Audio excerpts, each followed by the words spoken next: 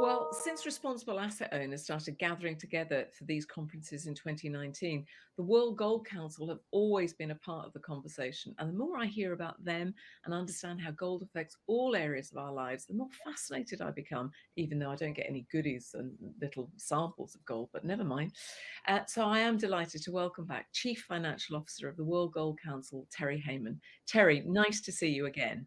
Adrienne, lovely to be here as always. Thank you. We are so pleased to be part of these conferences. It's a really important topic, and we think gold has an important role to play.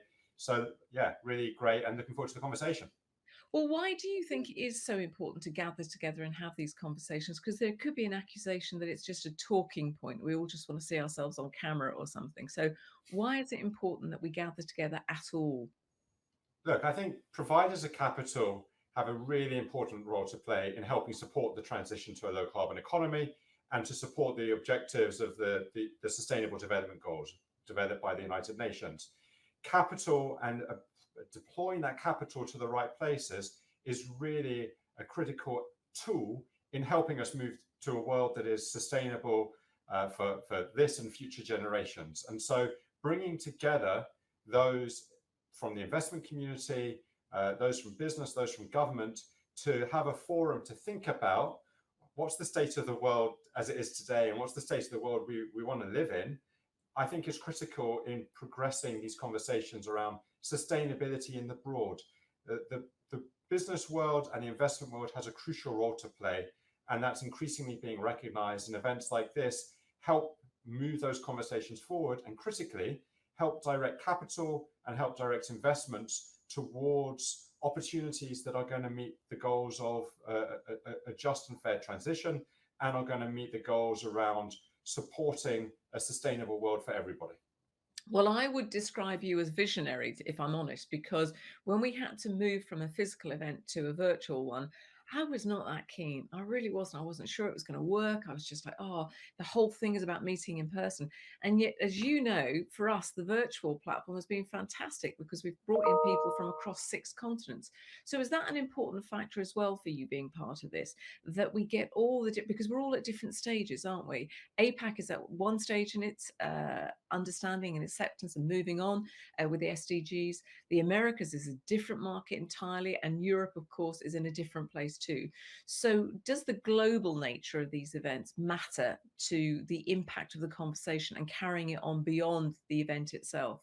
Oh, absolutely. This is a global issue. We only have one Earth, and we are collectively responsible. So, of course, wherever you are in the world, you have a role to play.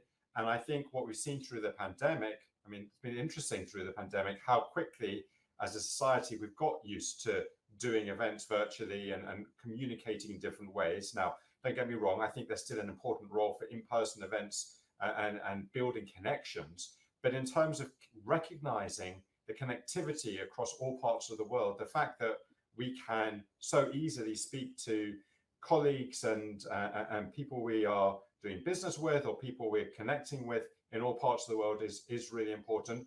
We are all have to find ways to work collaboratively to address the challenges that the world faces. And so technology is a big part of the answer to helping us progress in that dimension. And look, this is a global issue.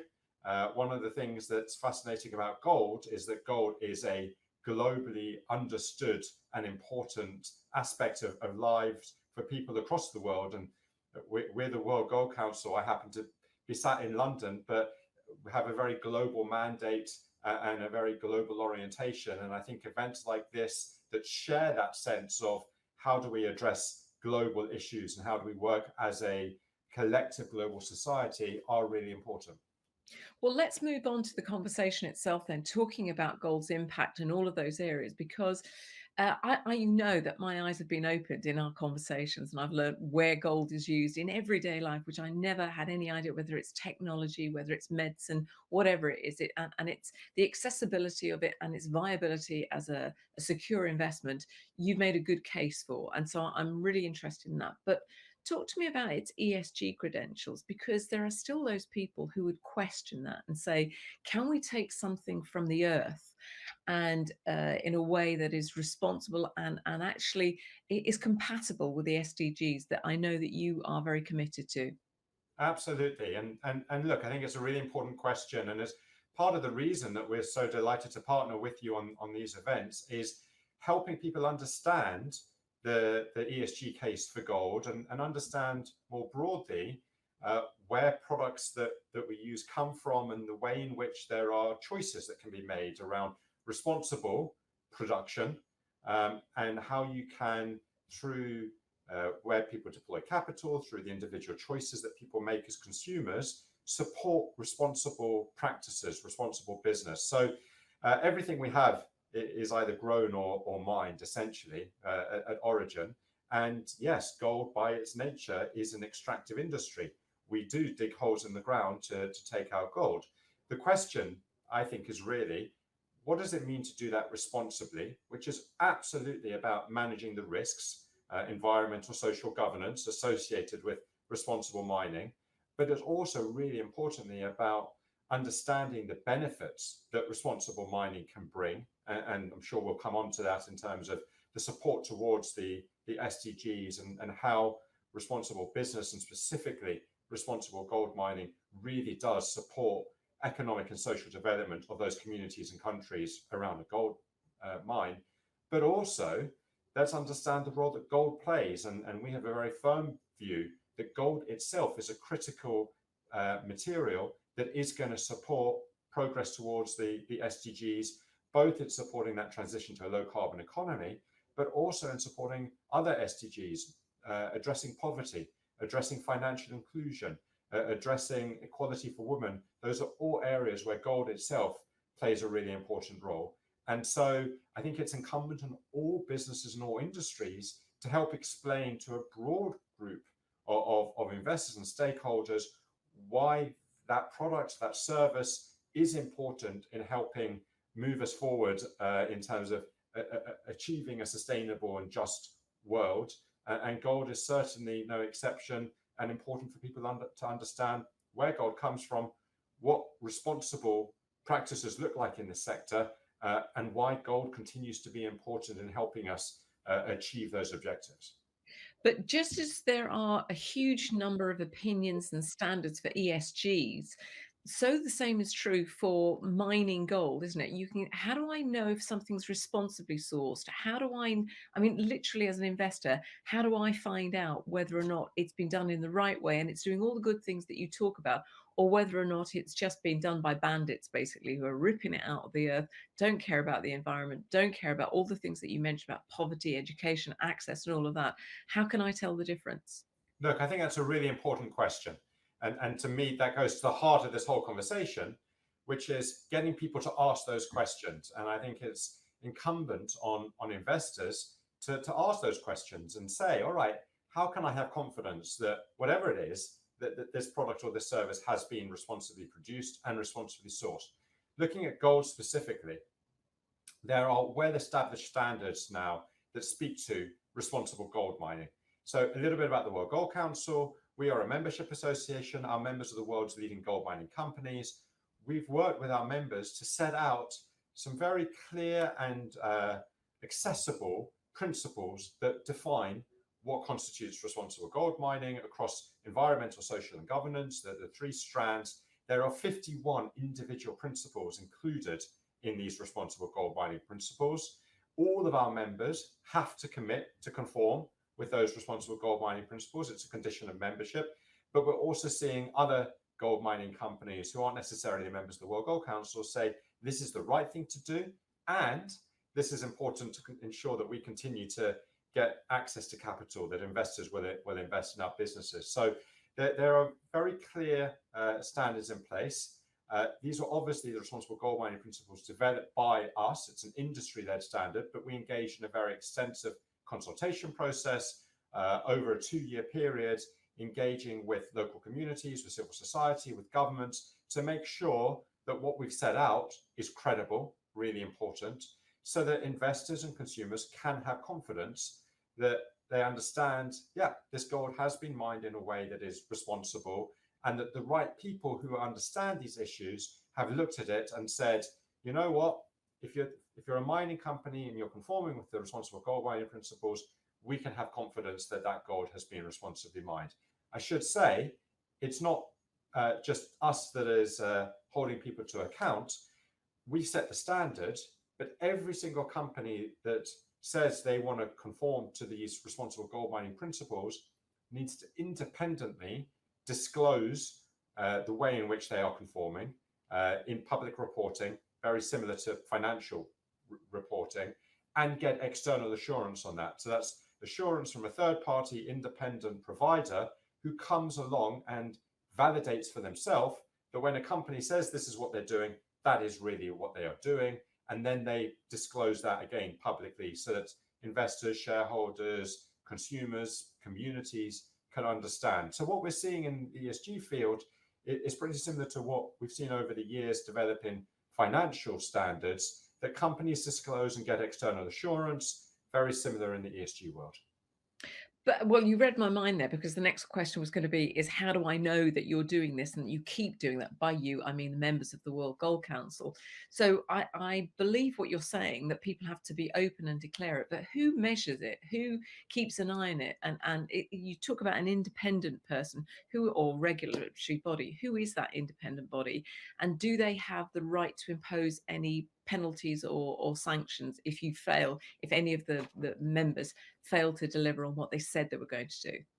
So look, let me sort of set the scene for where gold mining is at the moment. This is an industry that is very heavily regulated. It's been heavily regulated for a long time, in that if you are going to go and dig a big hole in the ground, whether that be an open pit or an underground mine, whether you are going to employ people in extracting gold, whether you are going to have a big impact in the community where you're operating, it's important that you do that in the right way. And so for a long time, there has been a focus on regulations and laws at a national level, at local level, that sets out the permits, the licenses by which these gold mines can operate. So all of those are there and are existing. What we sought to do with the responsible gold mining principles is bring together, if you like, this framework of lots of different laws and regulations and international approaches, and put it into one place that says these are all of the things that a mining company needs to do. You've got to meet the environmental permits that you need to meet for this particular regulator.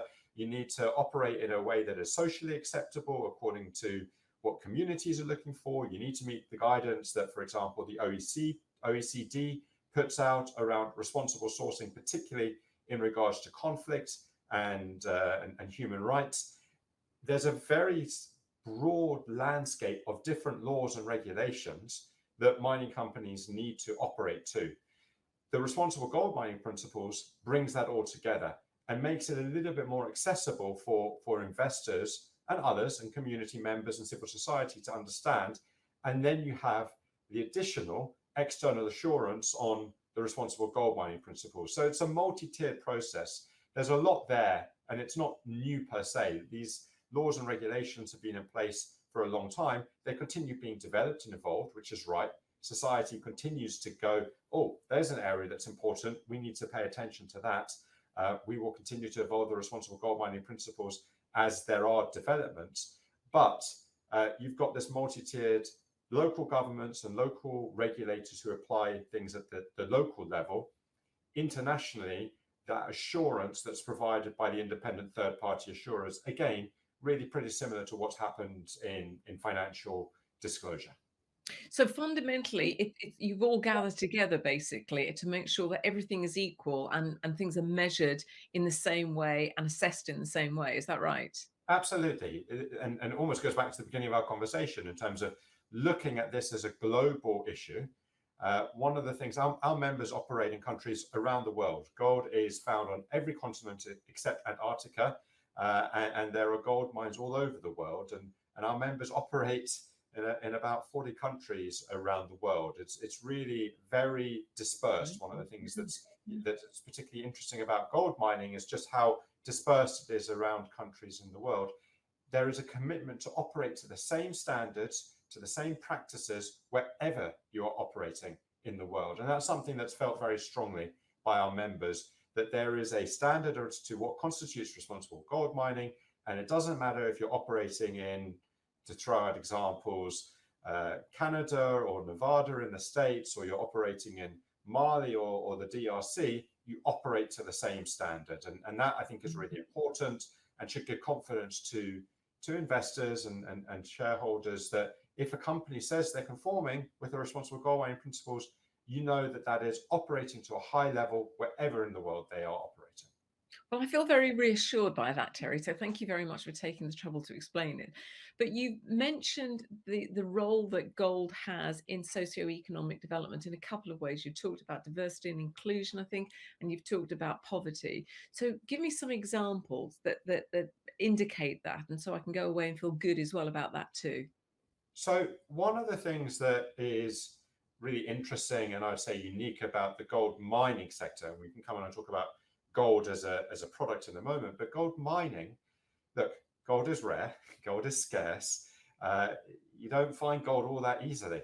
So the places where you tend to find gold tend to be pretty remote places. And most gold mines are located in remote rural economies where there is often a lack of other economic activity.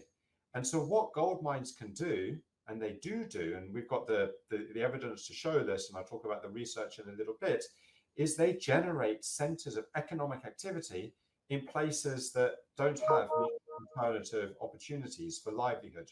And so what a responsible gold mine does is it starts to create, or it builds on the economic and the social infrastructure that's there, and really supports that and catalyzes the development of that.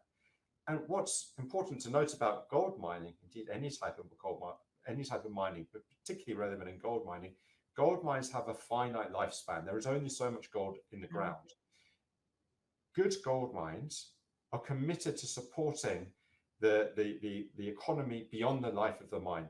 So how do you help develop and catalyze an economy that outlives the mine? And there's some great examples if you go back in time and you look at places like San Francisco and Melbourne and Johannesburg that really all got off the ground, so to speak, through gold mining, but through that became much broader economies. And that's what you see in some of these remote places, that through the creation of jobs, for every one mine at a gold mine, we've got research that shows there's 7 additional jobs created in the services and the support that's required, be that catering, be that cleaning, construction, and those create businesses that then can go off and serve other clients. And so what gold mines can do is that they bring money and capacity into the communities and indeed the countries.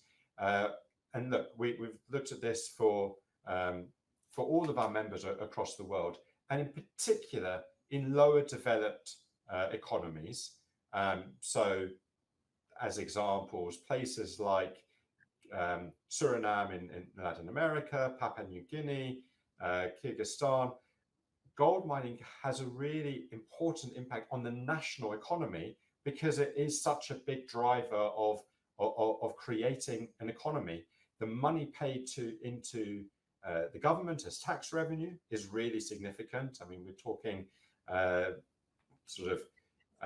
up to 10% of national tax base, but also the job creation, but more than that, as you mentioned, supporting local services, supporting education facilities, supporting healthcare. And we've seen that a lot during COVID. Why?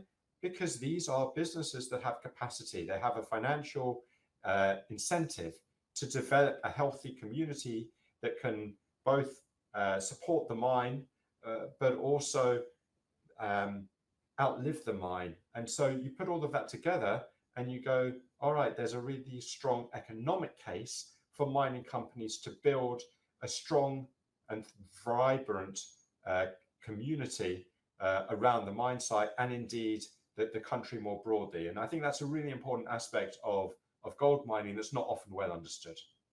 Well, you mentioned the COVID-19 pandemic, and I was about to ask you whether or not that's affected it. But of course, now we've got the whole Ukraine-Russia situation, which has got a different level of effect in a different way, I'm sure. So talk me through how both of those two things are affecting mining and your view of the world.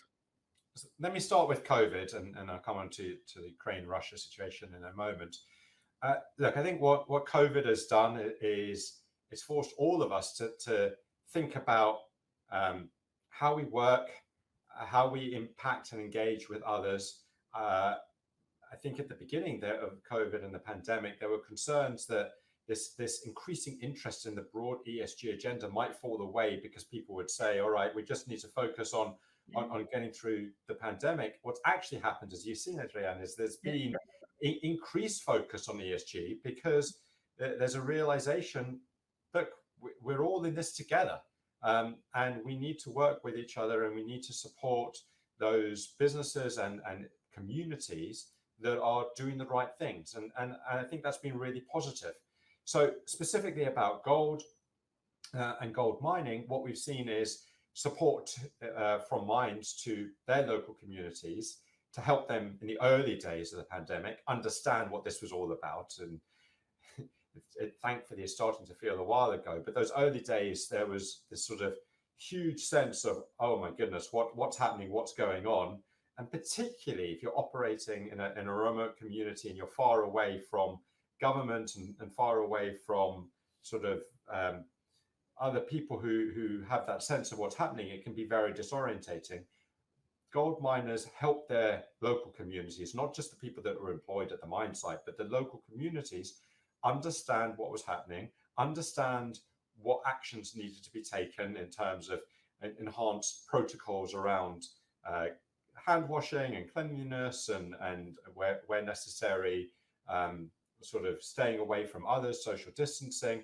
But they also made really big contributions in terms of providing actual healthcare provision, be that providing personal protective equipment, and mine sites have thought about PPE and keeping people healthy and safe for decades. And so extending that in another area is straightforward and is something that mine sites are very capable of doing, to providing testing equipment, to providing supplies for hospitals and clinics, to even actually donating the use of hospitals in some instances. There are some of our members that have local healthcare and clinic facilities and said to the community, here you go, we've got additional capacity, please take this and use this. So that's what I think we've seen. And I think there's some interesting work that's happened over the last few years in terms of, who do people trust? Do people trust government? Do people trust do people trust businesses? And increasingly,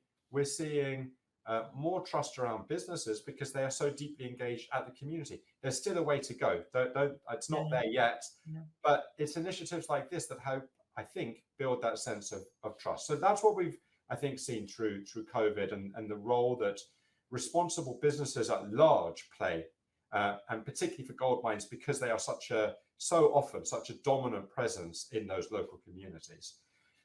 Look, I won't speak for too long on the situation in Ukraine. It's deeply distressing, and I think we've all got a role to play in helping to raise awareness of the challenges there and the concerns there. I think it's really interesting to see an international response that's been around how do we use the tools of business and the tools of trade to try and change behaviors. And I think that's really fascinating. And I think that will play out over the next few years. And we, like others, will obviously watch that closely. But yeah, it's just a very distressing time. And I hope that things get better soon. My heart goes out to everybody that's been affected by that. Can I just ask off the cuff, does the World Gold Council have any Russian members? So we don't have any members that are based in Russia. We do have one member company that operates a mine in Russia. They've currently suspended operations there. Okay, so you can separate yourself from that without any conflict. Look, I think one of the challenges that we're all facing in this is we live in such an interconnected world. How do businesses think about disconnecting? And that's going to be a question that all businesses are going to be thinking about for now years to come. I think that the whole recent events have brought that question front and center. Gold is an international business. One of the reasons why gold is such a well understood and well trusted store of value is because it is globally understood and globally accepted. And that means in all parts of the world. So look, I understand why this one company have stopped operating in Russia, suspended operations for now. I think there are going to be lots of questions asked going forward for businesses of all shapes and sizes about how do you operate in an internet connected global world. I think it's really important. I'm a big supporter of international trade and recognizing the benefits that international trade brings. There are going to be questions asked about how that operates going forward, and the gold industry is going to have to consider that like every other industry is. Okay, let me ask you the other question. Do we still need to mine gold? I realize that it's like asking a butcher if he needs meat, but you know what I mean. Do we still need to mine gold? Because there's a lot of it out there. And I just wonder, does it help in the transition to net zero, or is it a different rules that entirely apply for gold? So I think, again, great question and a very important question. And let me start by saying gold is the ultimate recyclable material. And we're all looking towards increasing recycling and moving to a circular economy. Why is gold the ultimate recyclable material? Well, gold never, I mean, the chemical properties of gold are amazing. Gold never corrodes, never tarnishes, will sit there and continue to be gold. And you can continually recycle gold and put it through a refining process. And if it's been alloyed or whatever, remake pure gold. Nobody knowingly, at least as far as I'm aware, ever throws away gold. It's not something that people go, oh, I kind of, this necklace, it's gone out of fashion, or I don't feel like wearing it anymore. Nobody throws away gold. Everybody recognizes that there is value in gold. And Yeah. so that, I think, is really a positive case for gold. And it really is this the ultimate in recycling. Now, how does that play out in terms of how much we recycle and mine? All the gold that has ever been mined still exists, which means that each year, newly mined gold accounts for less than 1% of total gold. We're increasing the amount of gold that we have access to globally on the planet by less than 1% every year. By far, the overwhelming majority of gold is already being used, be it in jewelry, be it in bars and coins, be it in technology devices. Adrienne, we wouldn't be having this conversation if there wasn't for gold in the computers and the phones that we're all using. Tiny quantities, but there's gold in every single computer and phone that enables the connections and make sure that those work. So recycling is really important. There's a really important role for recycling gold, and gold coming into the supply chain each year from recycled sources accounts for usually in the range of 30 to 40% of gold that enters the supply chain each year. At the same time, I think there's a really important case for responsibly mined, responsibly produced, newly mined gold. Why? For all the reasons that we were talking about before. The role that it plays in supporting the communities and the countries where gold is mined. Now, again, it has to be done responsibly. And one of the things that we at the World Gold Council are very committed to is helping raise awareness as to what constitutes responsible gold mining and encouraging everybody to go out and make sure that when they make an investment or purchase of gold, they are doing that supports responsible gold mining. But I think there's a really strong case in terms of the broader economic development in these remote communities, and again, particularly in lower advanced economies, less developed economies, to support those drivers of growth to address SDGs like addressing poverty. I mean, that is number one on the 17 SDGs. So there's a balance. As with so many things in life, there's a balance. Really important to support recycling and circular economy. At the same time, really important, I think, to support economic activity, responsible economic activity that helps address the SDGs. Okay, now before we get on to talking about the carbon footprint of gold and how I can try and understand what that carbon footprint is or how it can be improved or how some are worse or some are better, what happens when a mine is finished? When you've, because I think you told me a really interesting story about one particular mine, which is, I don't know if it's been turned into a tourist attraction, but you've done something really interesting with it. Tell me all about that and where it is. Where can I go? Sure. So look, first of all, we were talking earlier about licenses and permits. And one of the things that any producer wanting to develop a mine needs to do is set out to the government or the state where they're operating what their plan is in terms of closure, and actually put money aside to plan for closure.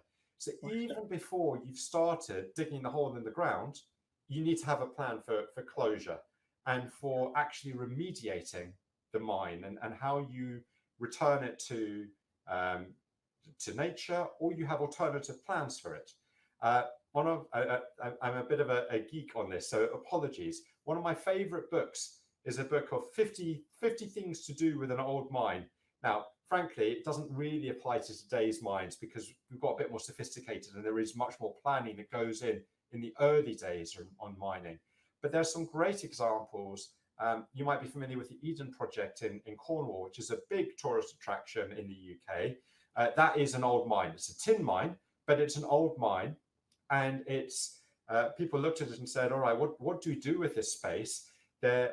What does it have? It has infrastructure. There is roads that go there. There are utilities that are connected because it was a mine. It needed to have those. And there's an opportunity to do something with it. And people came along and created, I was fortunate enough to visit last year. It's a fantastic biosphere and a fantastic tourist attraction. That's just one example.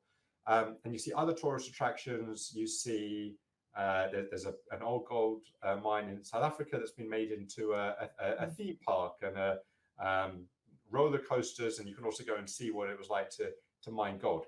I have to say that those are things that probably have been done a little bit more historically with old mine sites where there wasn't as much planning. What's happening now more, it's a great example. One of our members in Ghana planned for the end of their mine to convert it into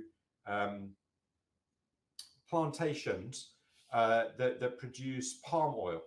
And there's obviously a big need for palm oil. There's been some challenges around palm oil and is palm oil sustainable or not. Well, this is a big palm oil plantation that has been purpose designed to be sustainable and be continuing, built on the site of an old mine, continues to be supported and maintained by the mining company as part of their ongoing responsibility and obligation. And to me, that's a great example of how you can take an old mine site and develop it into an economic activity that outlasts the mine site, that supports our needs as society, continues to provide jobs, but also from an environmental perspective, really remediates the mine site in a way that it is very far from a scar on the landscape, that it's contributing to a positive sense of biodiversity. And there are actually a lot of other examples like that, but that one in Ghana is a particularly great case study. But when you started talking about palm oil, I could feel my heart going, thinking, this is going to be the end of a relationship. I can't see how we can carry on working together. But now that you've explained it, it suddenly seems real. And I can get that there's the right way and there's a wrong way to do things in all areas in life. And so let's not throw the baby in the bathwater out. Let's understand where the problem is and try and find a way to overcome it. And that seems to be very much the World Gold Council's principle. Absolutely. Fully agree. And beyond that, let's understand the impacts of these supply chains. And one of the things I think is fascinating about gold is understanding where that gold has come from and the path it's taken and the lives it's impacted along the way. And I think that's true for all for all commodities, for all products. But being a responsible investor, a responsible consumer, means engaging proactively in looking and thinking about, all right, what do I care about? What is important to me? How do I make choices in terms of where I deploy capital or where I spend money that supports responsible businesses and responsible supply chains? And there's a lot of work going on in the gold space at the moment to provide increased visibility around the supply chain, and also to help further understand the impacts of each different parts of the supply chain, not least when it comes to carbon and understanding greenhouse gas emissions along the supply chain. But you're actually jumping ahead, because I was about to say that. So let me just say, for some reason, I'm deciding I've suddenly come into money and I'm investing in bullion, as you do. How do I determine the carbon footprint of a gold investment? How do I know how much of it has been recycled? Because you're telling me all these great things, but presumably the bad guys would say the same great things. How would I know? So look, I think it's a really interesting question, and this is where it gets particularly kind of gold throws up its own challenges. Now, as we talked about, one of the great things about gold is it's infinitely recyclable, and it's the circular economy, and gold continues to go round and round and be re-refined. What that means is there's a really important obligation on those refiners. So the gold normally starts at a mine and then goes to a refiner where it's purified and taken to very high purity levels. Mm. And the onus is on those refiners to make sure that they are sourcing that gold responsibly, either from a miner directly or recycled gold. And there's various processes, KYC, know your customer processes, that those refiners follow. All of the leading refiners in the world are accredited by an organization called the London Bullion Market Association, or the LBMA. And there's a very robust system that is essentially backed by the Bank of England and central banks around the world, because remember, central banks are big holders of gold, that relies on the accreditation given out to these refiners that they have robust and diligent KYC processes in place around sourcing their gold. So I would say to anybody looking at going out and investing in gold or buying gold, make sure that gold comes from an LBMA accredited refiner. It's very easy to find the list of who those are, and that gives confidence. And the LBMA, you will fall off that accreditation list if you do not meet the LBMA's responsible gold guidance. And that has real consequences, because international banks simply won't take gold, won't trade with you if you aren't on that list. So there's real teeth to that. We've seen over a number of years refiners come off that list for different reasons, and it essentially denies you access to the international financial system. So there's a very robust mechanism in place. Again, look for LBMA accreditation.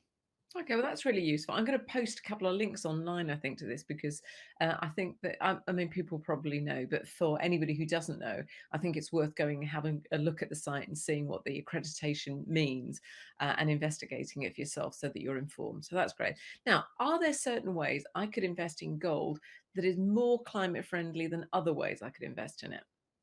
So what I would say around climate, and we've done quite a lot of work over the last few years, and Adrienne, maybe for posting links, you can post links to some of the research we've done looking at gold and climate. Firstly, when you think about emissions profile for the gold sector, there's no question that there are emissions associated with gold mining. We recognize that. What's encouraging is that there is a pathway to get to net zero, that you can see how the sector as a whole can decarbonize. Now, nobody's saying it's going to be easy, but there's definitely that pathway there. And actually, that's really encouraging, because if we as a global society are going to decarbonize and get to net zero, we need to decarbonize those elements of the economy that are currently producing greenhouse gas emissions today. And that certainly, there are emissions associated with mine sites, but through the use of, in particular, renewable energy, but also moving away from diesel vehicles to electric vehicles, And we're seeing examples of that happen at mine sites. Going back to what I said earlier, mines tend to operate in remote locations. What that means is there's often plenty of land and almost always an appropriate source of renewable energy, be it solar. One of the world's largest solar arrays is connected to a gold mine in Burkina Faso, whether it be hydro, whether it be wind. There is the space and the natural environment that is going to support renewable energy. And as the cost curve has come down, and it's really come down quite significantly in the last few years, it actually becomes very cost comparable, or even, in fact, cheaper to source energy from renewables than from fossil fuels. So all of that is really positive in terms of the way forward. The big question and the big challenge is, if you've got an existing power source, and many mines have an existing power station, there requires a capital outlay to generate, to build that new generation capacity. But as we see newer mines come on stream, and remember, the mine life for a gold mine is finite, and you do see new mines come on stream all the time, we're going to see ever greater use of renewable energy, and we're going to see the sector as a whole, the mining sector, come down that energy usage and move towards net zero. Once you move beyond the mine site, what's unusual about gold in comparison to almost any other commodity, and certainly in comparison to other metals, is that 99% of the emissions associated with the entirety of the gold sector occur in and around the mine site. So if you can decarbonize at the mine site, and you can decarbonize essentially the entirety of the gold supply chain. When you look downstream at refiners and at fabricators, the energy uses are pretty small in comparison to what happens at mine sites. That's very different to other mined metals and other mined products in general. Those so-called scope 3 emissions are very small. And actually, scope 3 emissions are the one that's very tricky for lots of industries to figure out how you address. Gold has very minimal scope 3 emissions. So there's a positive story as we look. Now, the other aspect of gold from a climate perspective is, once you've got a bar of gold, the emissions associated with it are essentially zero. Most gold bars are kept in a vault somewhere. There's a little bit of lighting and ventilation, but it's essentially zero. And actually holding that gold in your investment, we've done research with very well-established research partners who specialize in this area. Holding that gold in your portfolio will actually lower the overall emissions profile of your portfolio as a whole, as well as actually support the resilience of your portfolio in the light of climate risks. And we're going to see a lot of risks associated with both the physical changes of climate and transition, new laws and whatever coming in. And we can show that holding gold in your portfolio helps you mitigate those risks. So a really interesting additional consideration for why people should hold gold. It's well understood as a store of value. It's well understood as a risk mitigating asset in times of crisis and in times of uncertainty. Actually, the uncertainty that we're going to see going forward as it relates to climate is another reason to hold gold in portfolios. Well, I felt very confident putting my gold bar in a safe somewhere. You know, it was about that size by that size, because I know that in 2019 you were measured as just having 0.2 contributing to global carbon emissions. So that's pretty low. But if you get to net zero, I have to wonder, what does that do to it as an asset? Does it say, well, it's not that big a deal to get it out of the ground, it's fine, it doesn't have quite the same kudos that it had before? Look, I think if the industry, I think all industries need to move towards net zero. That's just where we are as a global society to look after the planet for, well, my kids, your kids, and all future generations. And so it really is incumbent on everybody, on every sector of society, on governments, on business and industry to work towards net zero, to really avoid some of the catastrophic changes. Is the gold industry committed to working its way down that path? Absolutely. Clearly, there's work to do, and we talked about that. But I think the investment case for gold is strong. I think the investment case for gold is strong today in terms of what we talked about of it being this risk mitigating asset class. And I think that's true in a net zero world. Let's hope we move quickly to a net zero world.